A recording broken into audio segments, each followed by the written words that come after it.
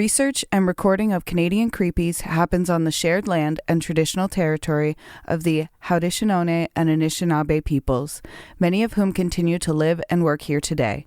This territory is covered by the Upper Canada Treaties. A key treaty governing this territory is the Dish with One Spoon Agreement. This treaty between the Anishinaabe, Mississaugas, and Haudenosaunee people binds them to share and protect the land.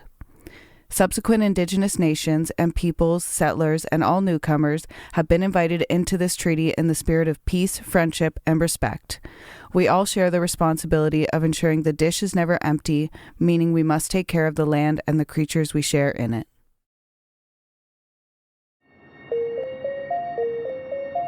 Imagine pulling off a series of bold bank robberies in broad daylight with nothing but a fake beard and a lot of nerve. The fake beard.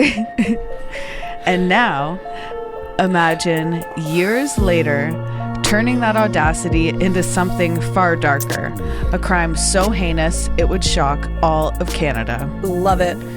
This is the story of Brett Ryan, a man whose criminal career escalated from being dubbed the fake Beard Bandit to becoming the perpetrator of a horrifying family tragedy. The audacity.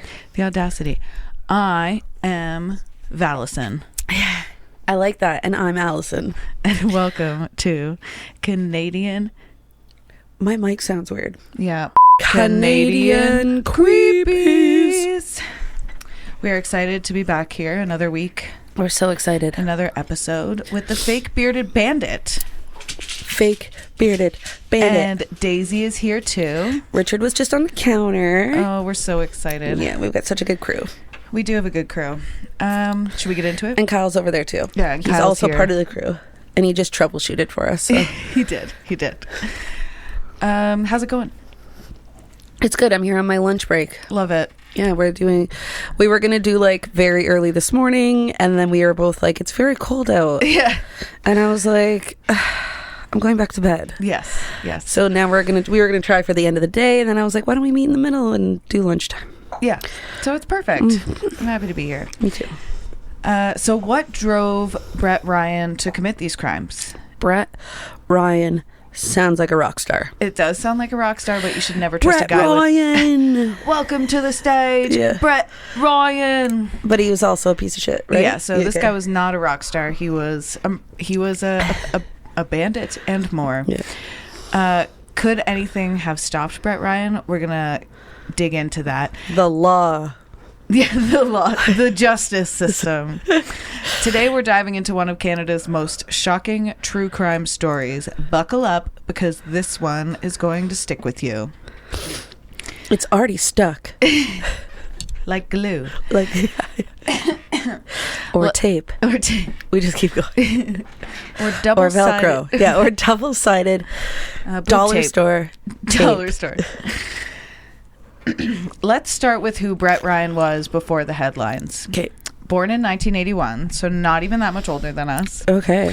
The pictures of him, he looks like a real 2000s bro. Like spiked hair. Oh, really? Probably really got a lot of style from LFO, Backstreet Boys, NSYNC, that sort of thing. Born in 1981, Brett grew up in Scarborough, and he was the youngest of 4 children. Okay. And his mother's name was Susan. Susan. His childhood was described as relatively ordinary. So again, we're going back to the childhoods and whether or not they have to be messed up. I always like hearing, it's like I should be taking a poll right now. Yeah. How many have been fucked up? How many have been seemingly nice upbringings? I think it's almost like 1 for 1. It is. It almost is, yeah.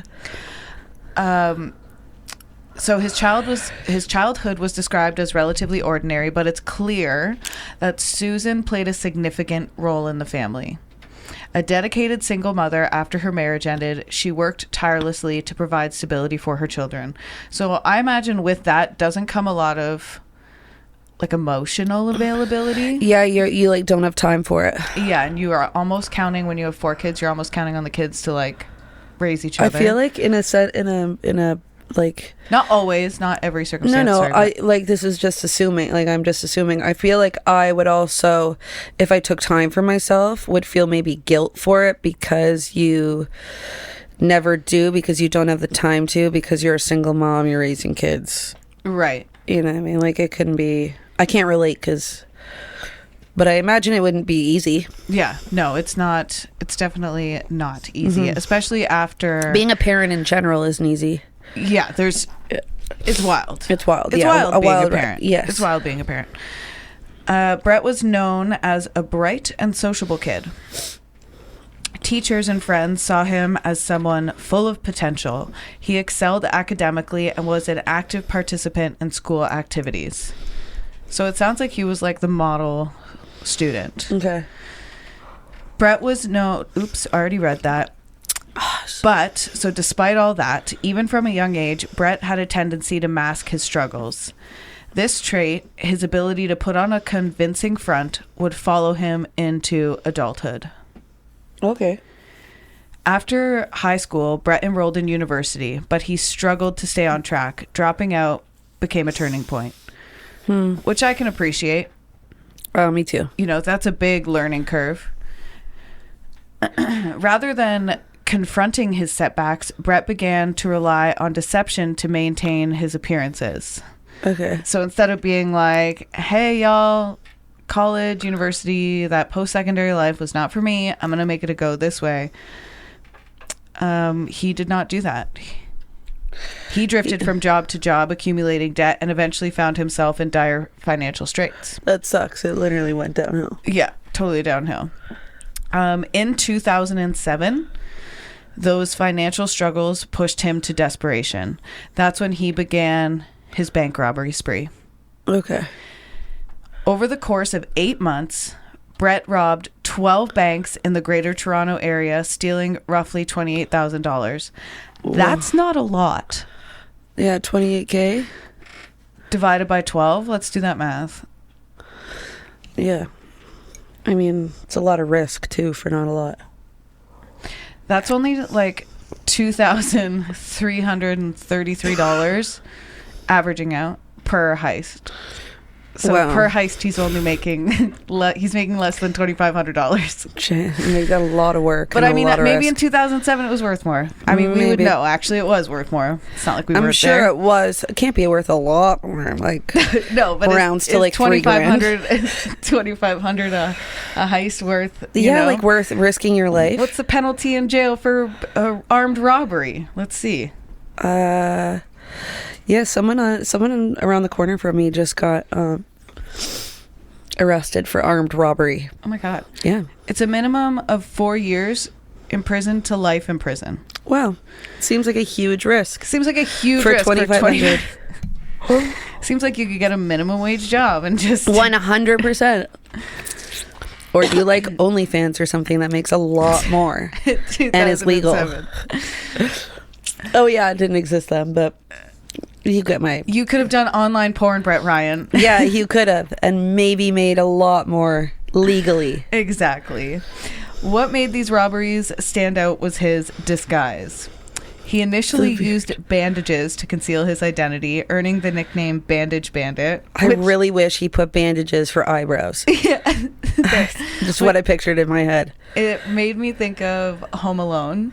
Yeah. Home Alone 2 specifically, when he's like, oh, we're the sticky bandits now. Oh, the sticky bandits. Yeah, and he's got like just yeah, and he puts his hand in like a Salvation Army, like, and just takes out like it just is pennies and dimes, and he's just like, wow, good job. Yeah, he's like, what'd you do? Rob a Santa Claus for 43 cents? Yeah, for 43 cents. He's just like, The robberies, oops.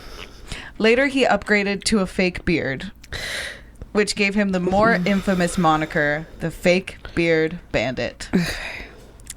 How realistic did beards look in 2000, whatever? Not good. No. Not good. The robberies were surprisingly well executed. He'd calmly hand a note to the teller implying he was armed and walk out with the cash. No violence, no theatrics, just a man with a plan. However, no plan is perfect. No. In June 2008, Ryan was caught. So, year of our prom. Year of our prom. We were at prom, and this guy was caught after a witness noted his getaway vehicle. Mm-hmm. He was arrested and sentenced to 5 years in prison, and while that might seem like the end of the story, It was only the beginning.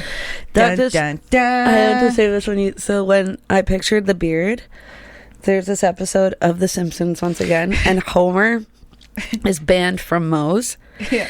And this other guy walks into Moe's and he's like, hello. I know the exact one. I would like, and they're like, Homer, get out. We know it's you. And he's like, Homer? Who is Homer? Yeah. And then they beat him up, kick him out, and then actual Homer walks by and is like, oh, feel bad for you or feel bad for that guy. And that just reminded me of it because I'm like, I would think it was so obvious. I would just be like, that guy's a fake beard. Like, what's he doing? Yeah, especially when I show you, I'm going to show you a picture of him right now, actually. I meant to look it up on my phone, but I don't know where it is. Brett Ryan. Oh, I'm thinking of Brett Michaels. I'm like, why does that sound so familiar? Like a 2000s dude. Oh, yeah. Like, I feel like he was handsome for the most part. For the time? For the time, yeah. He looks like that one guy we went to high school with. Yes. Who? Oh, my goodness. We just need a yearbook right now. Yeah. Wait. Yeah, we'll say it off. Yes. Okay. Yeah. After serving his sentence, Brett attempted to rebuild his life. And on the surface, it seemed he was succeeding. And I read somewhere that even at this time, he was like on some sporting teams. He was a volunteer at Sick Kids Hospital. Okay. Like, he was genuinely trying to rebuild his life. He also got engaged to a woman named Kristen Baxter, who is a physiotherapist. And they appeared to be moving forward in life together. Okay. He seemed to be getting it together. Right. However, appearances can be deceiving. Yes. Brett faced significant challenges reintegrating into society, which I can only imagine if you're in jail for some time. And also the amount, I do have to have empathy for people reintegrating into society after being incarcerated. Even just due to the fact, like, technology alone, this is the fastest technology has ever expanded. So in 5 years, like, think about how many different models of the iPhone there were in 5 years. Oh, yeah, you can imagine someone would come out completely lost. Yeah, it'd be overwhelming and culture shock. Jake said that there was, like, he literally just said this. There was, like, I don't know if it's recent or if it's, like, an old thing, but these, like, people, like, influencers, they pay random bails. They'll go around and they'll pay like a random bail for so and so, not knowing the people, not knowing their crimes, blah blah blah. And they paid the bail for this like older gentleman now, like, who came out and he had spent like 28 or 30 years incarcerated, and then they paid his bail, and then he came out and he's like, they're like, we paid your bail, and he's like, what the fuck? He's like, what? I have no idea what I'm coming out to. I don't know anything. Like, I don't have a job. I don't have a diploma. Like, I don't have a family. I don't have a family. Like, what? You fucking screwed me. You literally screwed me by doing this. And they were like, and he was like, now I'm going to commit a crime to go back in. He's like, I had 3 meals a day, a bed. Yeah. And you completely fucked me. And these guys were just like, but it makes sense. It's like, yeah. There should be a program in between. That's obviously a gap. That's a gap. A program that prepares you, or like maybe sets you up before, if they know you're going to be released. Exactly. And if you've been in there for so long, maybe, like, you would think just even employment or something to be, yes, okay, you're out in a year, a work release, there should be program. A program. Yes. Is there not something like that? So I know we do, like, there are people who do weekends. I'm sure there is a work release program. Also, that one guy we did a case on, but that was different because he was like, they got him, like, he went to the psychiatric institution. So I think it depends. It depends. Okay. I got you. So Brett's criminal record made it difficult to secure steady employment, yet he hid this from Kristen. Which always a mistake, hiding stuff from your partner. I'm sure she would have appreciated the communication. Like, hey, having a hard time getting a job. Like, this is really actually hard for me. She would have been like, oh, Brett, thank you for opening up. And in his mind, he's probably like, she's going to think I'm a loser. Like, but that wouldn't be the case. No. Although I'm sure there are some partners out there that would be like, you're a bum. Yeah. Like, but then that but then the other person would learn, you know. Yeah, that's just... Then the other person would learn that they were with is a... Yeah. But maybe they wouldn't. Maybe it would totally... We shouldn't assume things. There's just so many... There's so many hypotheticals. Yeah. Brett constructed an elaborate web of lies to maintain the illusion of stability. He faked emails from employers, fabricated job offers, and created a persona of success to mask his reality. Okay. Which would have been a lot to keep up with. Like, you have to imagine how tiring that's got to be. Brett's relationship with his mother, Susan, became increasingly strained during this time because she probably knew the truth. Yeah. And was like, tell your GF what's going on. Mm-hmm. While she had been a steadfast supporter during his prison sentence, helping him financially and emotionally post-release, she began to suspect he was hiding something. Which, mothers always know their sons. Mothers know best. Yeah. Mothers know best. Yeah. Susan's probing threatened to expose his lies, adding immense pressure to Brett's fragile facade. Okay. So as soon as she applied a little pressure, he was like, wah! Yeah. According to Toronto Life, Brett's deceit extended to every corner of his life. Kristen was unaware of his criminal past. Oh, so that's why he couldn't tell her he was having a hard time getting a job, because she did not know of his criminal past, and she believed they were building a bright future together. But Brett's desperation to maintain this illusion only deepened his troubles.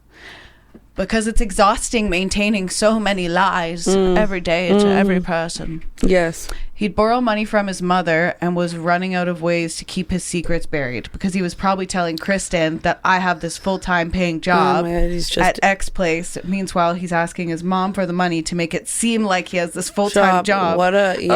I'm exhausted. Yeah. It's a lot of work. It's a lot of work. To cover up, yeah. Yes. Brett's dual existence, a loving fiancé on one hand and a man spiraling into deceit on the other, created a volatile situation. Okay. The weight of maintaining his lies would soon push him over the edge.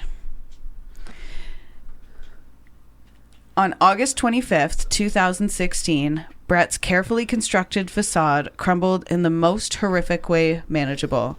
Also, just side note about 2016, I've been seeing the funniest videos about of TikTokers making videos about 2016 makeup. Oh, I love it.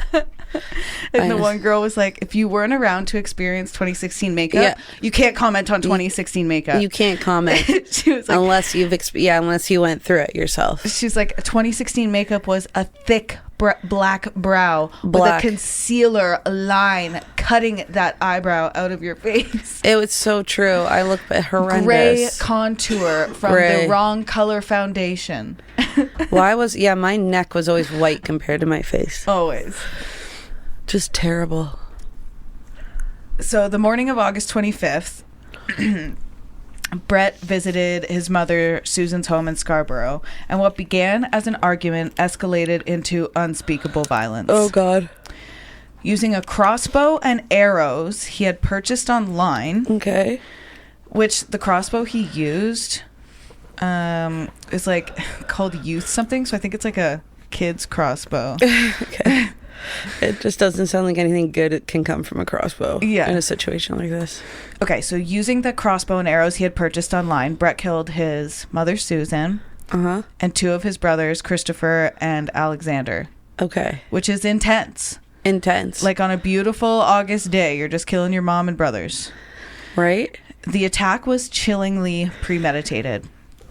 Brett had not only purchased the crossbow in advance, but had also brought duct tape and zip ties to restrain his victims if necessary. Which takes some gall. Like, this is your family. Yeah, to be willing to even hurt a family member is like... Whoa. It's whoa. Yeah, it's whoa. That's like the best way to describe it. Yeah. Because like, what other words do you use other than whoa? Whoa. Lee Ryan, who is Brett's surviving brother, was also attacked but managed to escape. So he was trying to kill... Oh, my goodness. Wow.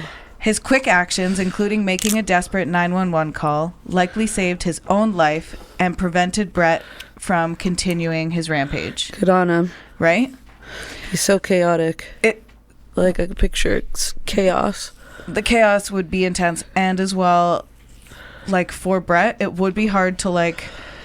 as soon as you shoot one of your family members with a crossbow arrow, the other ones are going to scatter. You know what I mean? And it's like, how do you guarantee a kill, like, with a crossbow? I could go immediately, like, go in an arm, like, at least with a gun, you're, like, at close range, you can pretty much guarantee it to go in your head. Yeah. Or the person's head. Well, we're in Canada. It was probably, because he's a criminal. Yeah. He's a felon, so he couldn't get a gun. No, oh, that's right. So there's a loophole we've identified there. Yes. Wild. So crossbow is his, like, I just feel like I'd need to practice with that a bit. Totally. Yeah, you would. It wouldn't be easy. I just don't think, you could just pick up a crossbow and be like, kill shot. Like, and reload in a timely. Reload. You're not like Rambo. Yeah. That's wild. So Lee Ryan's quick actions, including making a desperate 911 call, likely saved his own life and prevented Brett from continuing his rampage. So the police think he might have continued this beyond his own house. Okay. Which is scary. It is scary. What was he going to do? Like, go to the neighbors? Yeah, like... house cleaning. Yeah, but why? To gain... Just because he was having a mentee I just had a mentee, yeah. Police later discovered additional materials in Brett's car, including a cache of supplies that suggested he had planned for an extended confrontation.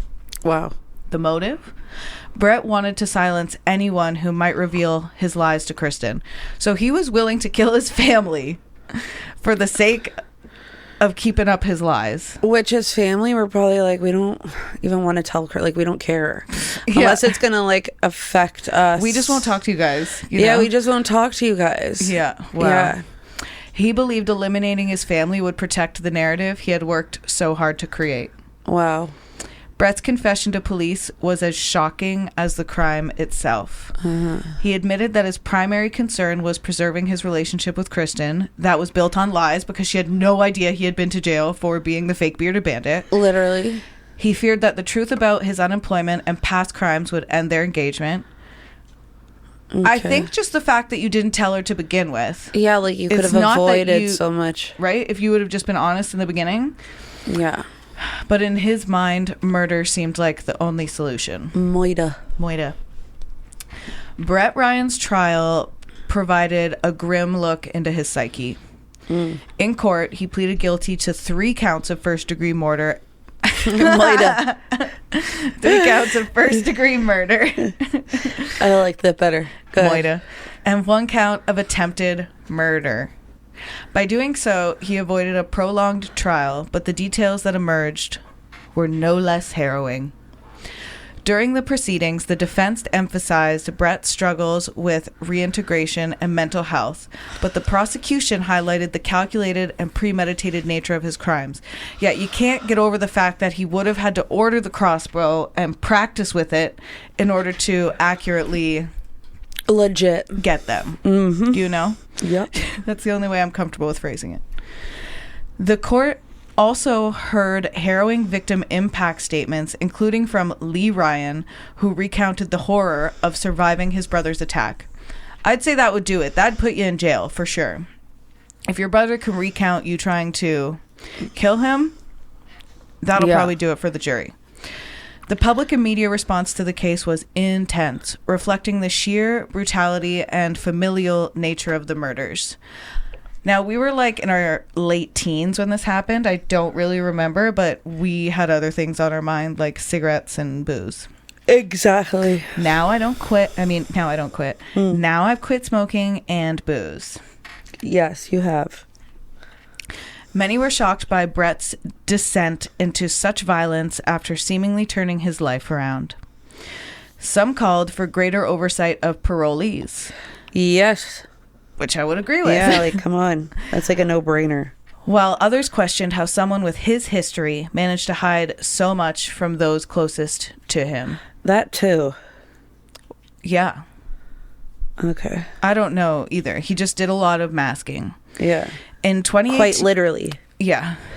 In 2018, Brett was sentenced to life in prison with no chance of parole for 25 years, which is amazing. Probably the best thing for him. Yeah, that's great. Yeah. Justice John McMahon described the murders as cold-blooded and calculated, emphasizing the profound impact on the Ryan family and the community. Because that would be scary if you found out your neighbor killed your neighbors. Right. That would be, you wouldn't feel safe for some time. I would move. Extended family members described their devastation in the wake of the murders, with one relative stating, "The loss of Susan, Christopher, and Alexander has left a hole in our hearts that will never heal." So sad. I'm so sorry to the Ryan family. Because this is still relatively new. Like, it's only 2025. So, I'm sorry when for your did it loss, happen? Ryan family. 2018. Yeah, right before COVID. Right. Close friends of the Ryan family expressed shock, calling the events unthinkable and mourning the loss of a family that had always been supportive and loving. The community at large struggled to come to terms with such a brutal crime happening in their midst, sparking an outpouring of grief and support for the surviving members of the family.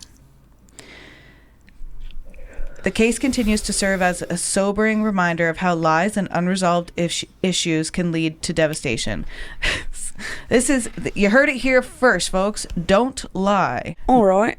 During the sentencing, victim impact statements from surviving family members painted a picture of unimaginable loss. Lee Ryan's testimony was particularly poignant as he recounted the trauma of surviving his brother's attack, as I said. The case also sparked broader discussions about gaps in monitoring ex-convicts, Right. the availability of weapons online, and the psychological toll of reintegration. Okay. Could more support or oversight have prevented this tragedy? It's a question that lingers. Interesting. Yeah. Brett Ryan's story is one of escalation, from nonviolent bank robberies to calculated family murders.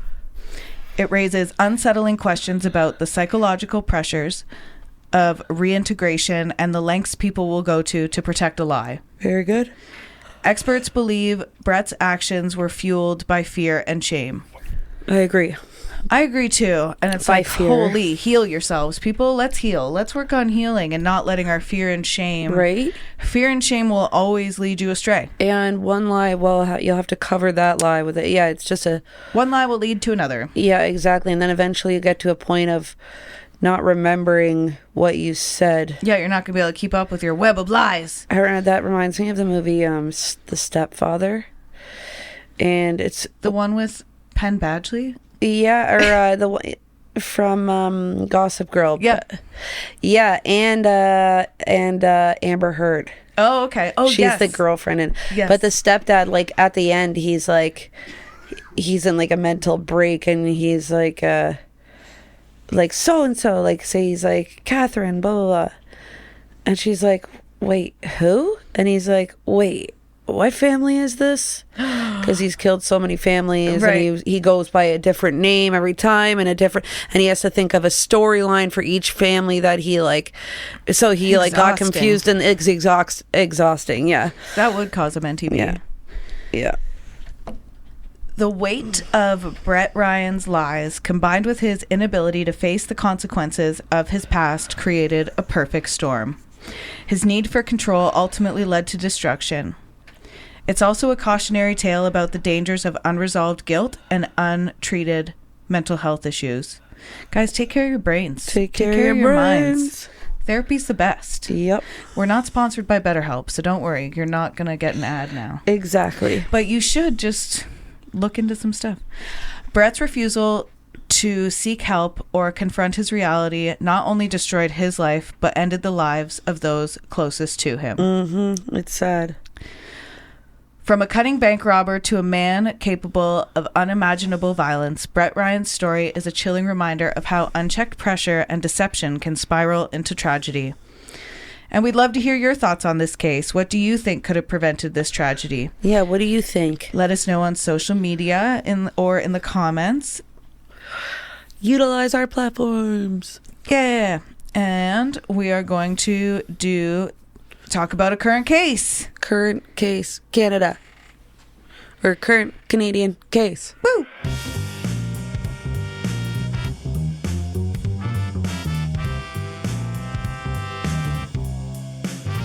C. On December, so this one is from December, Okay. and it's in Calgary. Cool. On December 29th, 2024, Calgary was shaken by a tragic case of domestic violence that resulted in the deaths of Anya Kaminsky, her father Stanislaw, and her estranged husband Benedict Kaminsky. What started as a family dispute during Christmas dinner escalated into a devastating and fatal incident. Oh, this is tragic. Anya Kaminsky, also known as Anya Wardzala Kaminsky, was a dedicated elementary school teacher and a loving mother of 3 young children. That's sad. She taught grades 1 and 2 at Elizabeth Barnett Elementary School and Nicole Edwards Elementary School in Airdrie, Alberta. I hope I pronounced that right. I'm sorry, Albertans, if I didn't. You're welcome to correct me. Her employer described her as a beloved teacher who would be deeply missed by colleagues, friends, and her students. Yeah. Anya was also a lifelong Calgary Flames fan, a passion she shared with her family and friends. In the wake of the tragedy, a GoFundMe campaign was established to support Anya's children and Anya's mother. Okay. The community has shown immense support, with the campaign raising over $322,000, surpassing their initial goal. Way to come together, Calgary. Yeah, way to come together. A funeral mass for Anya and her father, Stanislaw Wardzala, was held on January 4th, 2025, allowing friends and family in the community to pay their respects and honor their memories. Anya's untimely death has left a profound impact on our community, highlighting the devastating effects of domestic violence and the importance of supporting those affected. Anya and her father, Stanislaw, shared a close and supportive relationship. He was 71, was a devoted grandfather who played an active role in the lives of Anya's 3 young children. Their bond was evident during family gatherings such as the Christmas dinner on December 25th, 2024, where a simple request from Anya's son to sit with his grandfather sparked a tragic chain of events. Stanislaw was born August 15th, 1953 in Poland. Okay. And in 1986, he immigrated to Canada, seeking better opportunities for his future family. He settled in Calgary and married Alina in 1987. Together, they had 2 children. Anya was born in 1991, so she's a year younger than us. Yeah. And Peter was born in 1992. Professionally, Stanislaw dedicated many years to Spruce Meadows Flying Plate Catering. He also served as a custodian for the Calgary Catholic School Board for over 25 years. His commitment to his work was matched by his devotion to his family, especially his grandchildren, with whom he shared a close bond. According to reports, tensions had been building between Anya and Benedict following their separation. Right. Which is like always how it starts. On the evening of the incident, an argument erupted, leading to a violent confrontation. Anya and her father were found dead in separate locations. That's so sad. It's so sad. Authorities quickly identified Benedict Kaminsky as the suspect and launched a manhunt. Tragically, Benedict was later found deceased, marking the end of this heartbreaking series of events. This case serves as a stark reminder of the dangers of unchecked domestic conflict and the devastating impact it can have on families and communities. Wow. Domestic violence is a pervasive issue in Canada. Recent data shows that police reported family violence. This is only police reported. Let's always remember there are people who do not report. So these numbers are only based on the people who have reported. There's probably so many more. Recent data shows that police reported family violence rose by 3% in 2023, with intimate partner violence increasing by 1%. This equates to 139,020 victims of family violence and 123,319 victims of intimate partner violence across the country. Wow. Those are not small numbers. No. If you or someone you know is experiencing domestic violence, help is available. The Canada's National Domestic Violence Hotline, you can call or text 1-800-799-7233. ShelterSafe.ca provides a map of shelters and resources for women escaping violence. And Kids Help Phone, you can text CONNECT to 686868 or call 1-800-668-6868. Nice. No one should suffer in silence. If you're in danger and need support, please don't hesitate to reach out. Together, we can raise awareness and take action to prevent tragedies like this from happening again. Nice. It's always good to just put the info out there so everyone knows there's resources. Yep. And that's it for today. All right. Good research, Val. You know? Very good research. So our Instagram is at Canadian Creepies. Our email is CanadianCreepiesPodcast@gmail.com. You can send us a text if you scroll down under my sources. There's a link you can click and you can send us a text. It goes right to my phone. And don't forget to tune in next week as we cover another creepy Canadian case. Yep. Until then, stay safe and stay curious. See you later, creepy-gators. But don't let the bed creeps bite.